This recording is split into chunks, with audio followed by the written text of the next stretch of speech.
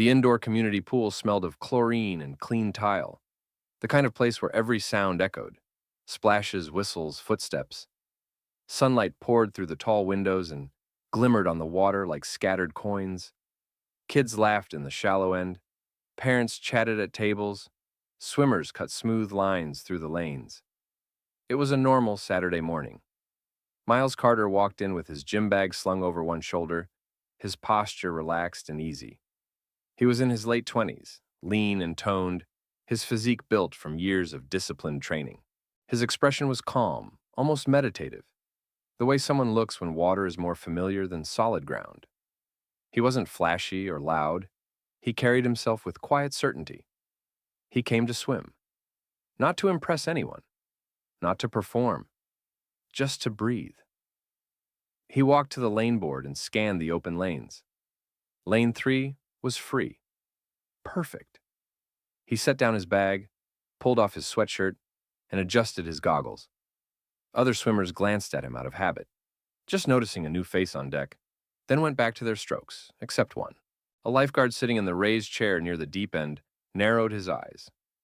Tyler, early 30s, blonde crew cut, the kind of posture that said he liked being in charge.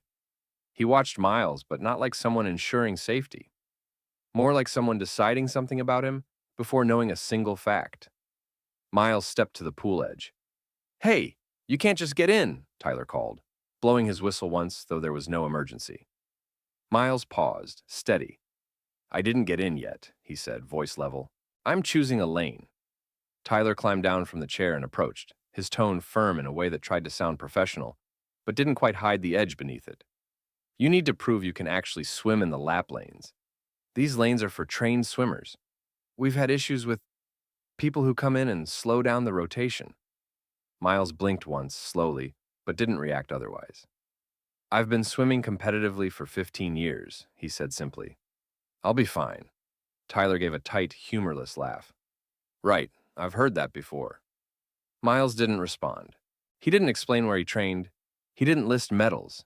He didn't mention the national meets, or the trophies tucked in boxes, or the late nights spent perfecting strokes until muscles understood water better than memory could describe. Because when you really know what you're doing, you don't need to announce it. But Tyler wasn't done. "Look, man," he said, lowering his voice like he was offering wisdom rather than disrespect. "This isn't that kind of place. People here train seriously, they're part of leagues. Maybe try the shallow end for practice, build up, then we'll see." A few swimmers nearby slowed, pretending not to listen while listening. Miles held his gaze, calm, steady, almost gentle, but unwavering. "Lane 3 is open," he said. "I'm taking it." Tyler stepped closer, as if distance proved authority. "I'm telling you—" Miles didn't argue. He just slid his goggles into place, stepped forward, and dove. His body sliced into the water, as if it had always belonged there. No splash, no struggle, just motion. The pool embraced him, and he moved, not fast at first, but precise, smooth. The stroke of someone who understood flow, resistance, momentum, breath. Every turn was clean, every extension long, every kick efficient. Silence formed around the water. Swimmers noticed, parents noticed. One of the coaches, leaning against the far wall, noticed. He didn't just swim well, he swam beautifully. Tyler stood at the edge, whistle loose between his fingers, expression slowly shifting. Not because Miles swam fast, but because there was no doubt now. This wasn't a beginner.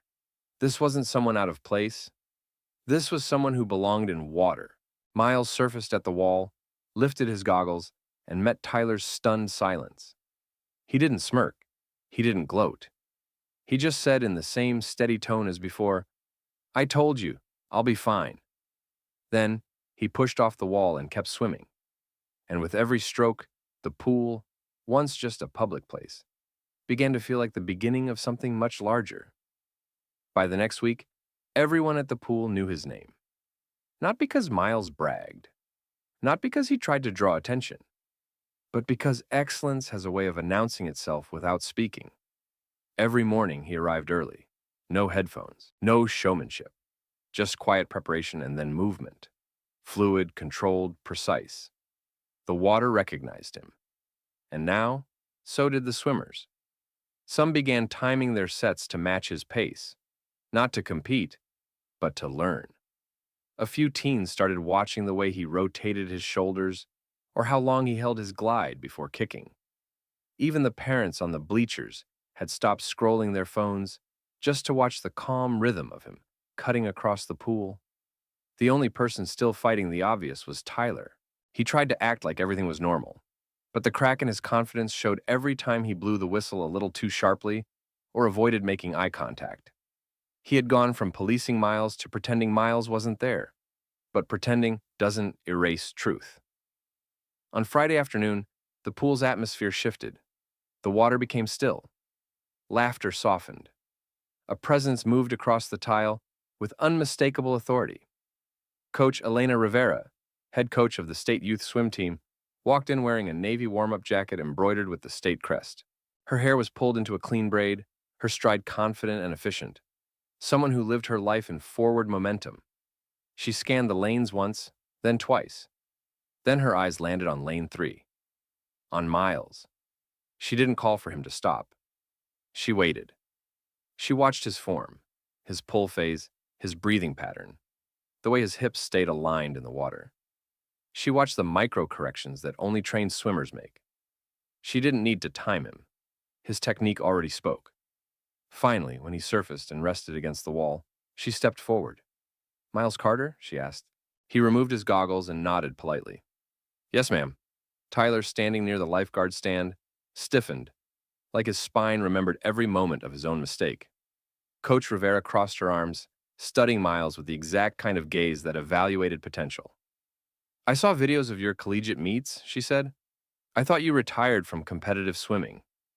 Miles shrugged lightly. "I stepped back. Doesn't mean I stopped learning." Her eyes warmed, not friendly but respectful. "We're restructuring the coaching staff for the state youth team. We need someone who can teach discipline without ego, precision without fear, someone who understands the water, not just how to move through it." Miles didn't say anything yet. "Because a real decision deserves stillness," Coach Rivera continued. "I want you as assistant coach," she said. "If things go well, head coach is open for the upcoming season." The words didn't echo, but they landed. Swimmers paused mid-stroke. Parents turned their heads. The pool seemed to hold its breath. Miles didn't look at Tyler. He didn't need to. He looked at the water, his first home, then he looked back at Coach Rivera. "What's the schedule?" he asked. Her smile was small and full of recognition. "You're the kind of man who asks about the work, not the title. I respect that." Tyler finally spoke, voice caught somewhere between disbelief and collapse. "He's going to coach? Him?" Coach Rivera turned her head slowly. "Yes," she said, "because he belongs here." The whistle around Tyler's neck hung silent. He had used it to control. Miles had used silence to prove, and silence had won. Miles nodded once, steady as ever. "I'll do it." Coach Rivera extended her hand. He shook it. No celebration, no dramatic applause, just a new current entering the water. A new beginning. One that had been growing the entire time. Quietly, precisely, steadily. Just like him. Monday afternoon, the natatorium was louder than usual. The sharp scent of chlorine hung in the air, echoing with the splash of synchronized strokes and the rhythmic shout of lane counts. The state youth swim team, 30 teenagers in matching caps, lined the deck, stretching, laughing, buzzing with energy. They didn't know who the new coach was yet. Rumors had been running all weekend. Some said he was strict. Some said he was fast. Some said he used to be a legend. No one said he was the quiet man who swam in lane 3. But there he was, Miles, standing at the edge of the pool in a simple black coach's shirt. Stopwatch hanging loosely around his neck. No arrogance, no spotlight. Just a calm awareness, the same steadiness he carried every time his feet touched tile. The swimmers noticed him, and their chatter dipped into a hush, curiosity replacing noise. Coach Rivera blew her whistle once. "Team," she said, voice firm but warm. "This is Miles Carter. He will be assisting practices and training with you for the upcoming season." A ripple moved through the group. Not dislike, not judgment, Just surprise. Miles nodded. No grand speech. Good to meet you all, he said. Let's work. That was it. And somehow, it was enough. He walked closer to the lanes. Pair up, he instructed. 200-yard warm-up. Focus on breathing cadence. Don't force speed. Speed comes from efficiency. The swimmers dove in, some smooth, some sloppy, some eager, some nervous.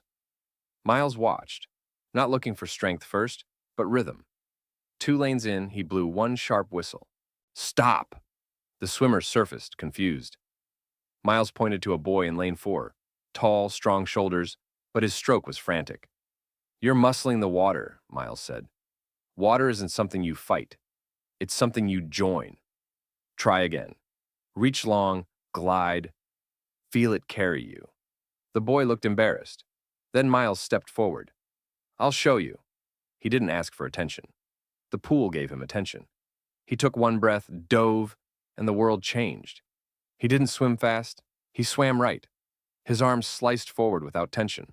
His legs kicked just enough. No wasted motion. He moved like water recognized him, like he belonged to it. The lane wasn't a barrier. It was a story being written stroke by stroke. When he surfaced, the pool deck was completely silent.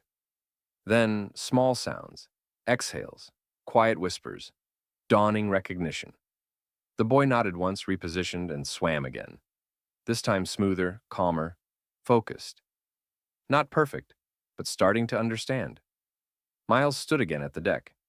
Good, he said simply. But the way the room shifted said much more. Respect had changed hands. Not demanded, earned. Across the pool, Tyler entered. Late shift starting. He froze halfway through the doorway. He saw Miles on the deck. Not in a lane, not being questioned, but leading. The coach's shirt, the stopwatch, the full attention of the team. And something in his face cracked open. Not anger, not resentment. Something quieter. Realization. He sat in the corner of the room, silent, listening. Practice continued. Miles didn't praise easily, he didn't criticize loudly. He corrected with detail. He encouraged with steadiness. He watched each swimmer, not as a body in water, but as a pattern waiting to be shaped. By the end of practice, no one saw him as just another swimmer. They saw him as someone who could take them somewhere they had never been. As the swimmers packed their gear, Coach Rivera stepped beside him. They're listening to you, she said. Miles nodded. They want to learn? And you, she said. You teach like someone who remembers learning the hard way. Miles didn't smile, but his eyes softened. Everyone starts somewhere, he said. What matters is someone believes they can arrive somewhere else. Behind them, the pool grew still again. It was only day 1, but something important had begun. Not loud, not dramatic, just real. The weeks that followed moved like tides, steady, rhythmic, always forward. Miles didn't train the team to move faster. He trained them to understand the water. He taught them how to feel the moment a stroke carried too much tension, how to sense when their breathing rhythm broke, how to listen to the water the way musicians listen to tempo. He didn't shout commands, he didn't lecture, he demonstrated. Again and again, the lesson was the same. The water remembers patience, not force. The swimmers began to change. They stopped thrashing, they stopped rushing. They stopped swimming like winning was something you chased. Instead, they moved like breathing, natural, smooth, steady. Even their personalities shifted. The loud ones became more focused. The insecure ones straightened their posture. The unsure ones learned to trust their own timing. The pool grew quiet, not dull, but disciplined. And people noticed. Parents whispered in the bleachers. Rival coaches came to peek through the glass. Times began dropping by seconds, not fractions. In swimming, seconds are monuments. One evening after practice, Tyler was stacking kickboards at the far wall. His movements were slower now, not rigid, not aggressive, more thoughtful. He watched Miles finish cleaning up the timers and lane markers. No staff asked Miles to do that.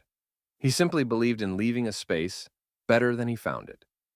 Tyler hesitated before speaking. Hey, he said finally, voice low. Miles looked up. Yes? Tyler didn't meet his eyes at first. He looked at the pool, the tile, anywhere else. You were right about being able to swim, about belonging here. Miles didn't respond right away. He waited, not to make Tyler uncomfortable, but to give him room to finish. And Tyler continued, swallowing hard, I treated you like you didn't belong before I even knew you. I assumed things. He stopped, breath shaky.